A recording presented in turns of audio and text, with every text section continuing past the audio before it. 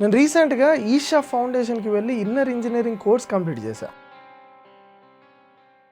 అక్కడికి వెళ్ళగానే ఒక స్తంభం ఉంటుంది. Hindus, Muslims, Christians, six, Indian, ఇలా అన్ని మతాలు ఒకటే అని చెప్పేసి వాటి సింబల్స్ ఆ స్తంభం మీద రిప్రజెంట్ చేసి ఉంటాయి. అది బుర్రనోడు చేసే పని. బుర్ర తక్కువ మా మతం గొప్ప, మా మతం గొప్ప అని కొట్టుకుంటూ ఉంటాడు. పొద్దునే నెమలి అరుపుతో మీరు నిద్రలేస్తారు. లేవలేదా డ్రమ్స్ కొట్టి మరి మిమ్మల్ని నిద్రలేపుతారు. మీకు ఈషాలో ఏది నచ్చినా నచ్చకపోయినా ఫుడ్ మాత్రం నెక్స్ట్ లెవెల్ అనిపిస్తుంది. అరే వెజ్ లో ఏంట్రా ఇన్ని వెరైటీస్ ఉన్నాయి అనిపిస్తుంది. ఈషాకి నువ్వు దూరం కాకుండా నాలుగుతో మళ్ళీ నిన్ను లాగేస్తారు.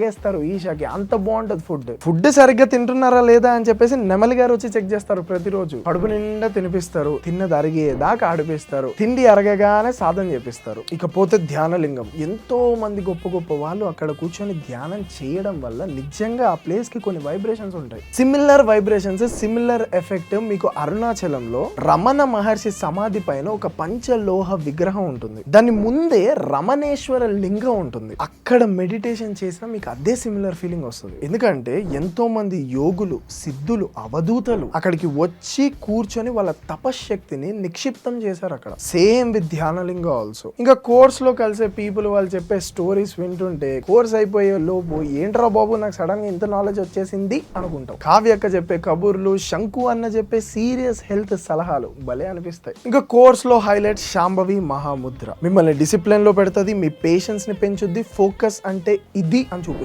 ఇంతకన్నా ఎక్కువ చెప్పకూడదు మహాముద్ర గురించి. ఇంకా లాస్ట్ బట్ నాట్ లీస్ట్, ఎన్నో దేశాల్లో నేను ఎన్నో లైట్ షోస్ చూసా, కానీ ఆదియోగి లైట్ షో ఉంటది నెక్స్ట్ లెవెల్.